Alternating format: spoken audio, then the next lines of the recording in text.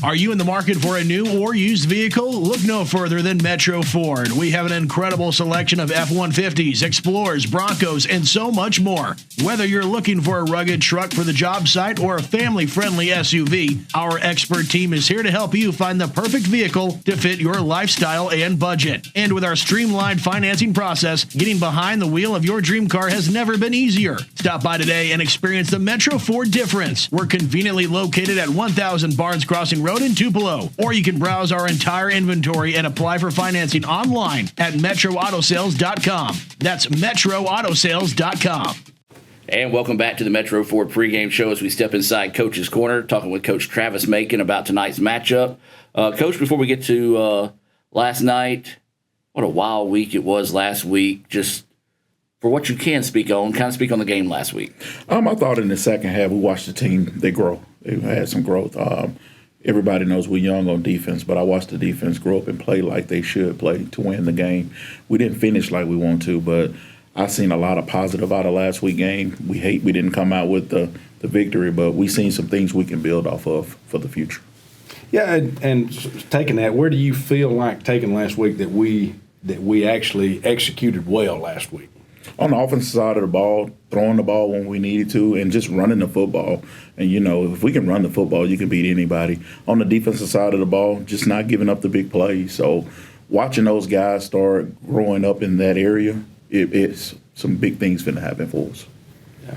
And so saying that, too, if you want to flip it over, and I know you always talk about the young defense, and we do. We have a young defense.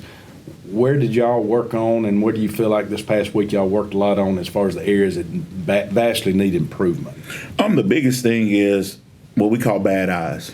You don't want to have bad eyes, meaning do your job. Don't come trying to help everybody. Everybody has a job to do. If everybody would just do their job, and they did it for the most part in the second half, we just had that one breakdown, and they seen that when you have bad eyes, that things like that happen. Yeah. One thing I wanted to ask you about on last week, and we'll move on to East Central here soon, but I noticed, too, in the first half there was some difficulties, or seems like some difficulties in the center quarterback exchange.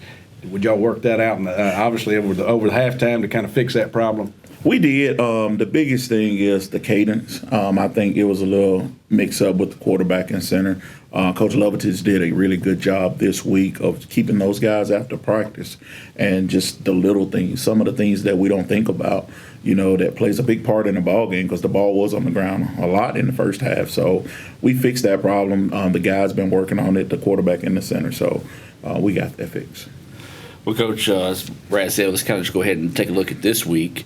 What can you tell us about East Central? It's a team that we don't play that often. Matter of fact, can't remember last time we went down to East Central, to be honest with you. But tell us what you know about East Central. The coaches, 4 of the coaches on that staff have worked with me, or I have coached, so they know me very well. I do know Coach Webster does a really good job of getting his guys ready to play, so we have to be ready for the ball game. On the defensive side of the ball, he has a lot of talent over there. So on offense, we're going to have to make sure we don't make any little mistakes. On their offensive side of the ball, they have a receiver that, we got to cover. If we don't defend him, he can hurt us in the passing game. So they're going to be a solid football team. We got to come to play. How's practice gone this week leading up to preparing for East Central? The guys came back Sunday. They had a lot of energy. So what we did Sunday, we took our Sunday practice and we did more teaching. So leading up to this game, the biggest thing is let's work on ourselves. And, we started working on ourselves before we work on East Central. So we had to fix things to make sure we don't make those mistakes, and then focus on East Central. So we started focusing on East Central Monday. So the energy is still there. The guys are hungry for a win. I'm hungry for a win. So we're ready to just put it all together for 4 quarters. Kind of look back on Sunday's practice. When you leave, what were some of the positives you and the coaching staff took away from that Sunday practice? We have a young team, but we have a bunch of winners. And, I tell everybody, usually if a kid comes back on time and he comes back, ready to learn what he did wrong, and instead of pointing the fingers, that's a sign of a good team. So when those guys came back and it was like, Coach, I know I messed up. How can I fix it? It's easy to fix a kid that way. So that's what they did. They came back and, pretty much let's fix the problem and let's get this win. I know, excuse me, it's only game 3 for everybody coming into the week here, tonight's game. I did look back at some statistics, and I know you've already done that. East Central comes into tonight's game with negative 39 yards on the ground. But, hey, they're putting it in the air, apparently 472 yards passing, currently 5th in the conference there. So tell me about how did y'all approach the game plan defensively knowing that information?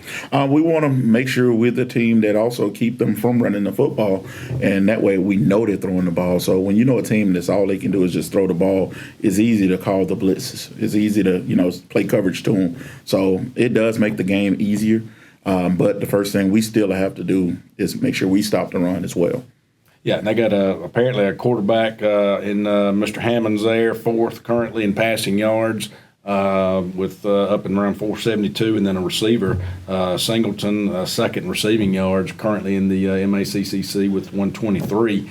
What do you feel about our DBs being able to cover their receivers? How you think that's going to match up this week, tonight? I think we run with them well. It goes back to bad eyes. As long as we don't have bad eyes and they do their job back there and don't try to come help with the run, we're going to be fine, because he is a guy that we got to make sure we always have a guy on him, if not two. What do you think would be some of your keys to victory? Of course, these being brought to you by Bank Oklahoma. What is it going to take? You kind of touched on a few things, but at the end of the day, when it comes down to that time to get the win, what's it going to take? The big thing is on special teams, we can't give up the big play, and we got to have a big play on special teams. We had a big special teams play in the second half, really got the spark going of the comeback. So this week, make big plays on special teams. On defense, don't give up the big play. On offense, just keep doing what they're doing. They're running the ball well, and they're throwing the ball well. Now we just got to tie it all together, play as a team. Yeah, and that you kind of brought up a good point. We in our 2 games previously, we've had that big play from the opposing team early in the first quarter, and taking away that, of course, like we said, Pearl River returned the opening kickoff on us last week for a touchdown. I think that's huge coming into tonight's game. We got to get that first victory. We've got to eliminate that big play right there to I guess, keep the air from deflating around us and all that. Keep that momentum up and I guess get that momentum going for us. Yes, sir. And as coaches, we're going to help the situation. We might have to, pooch kick it or, kick it deep in the end zone. But we're going to try to help with that situation. But at the end of the day, the kickoff team got to know and they got to understand, if you're the guy that's designed to tackle the guy, you got to get out there and tackle. If you're the safety guy, you got to sit back and be the safety valve. So everybody got to just do their job.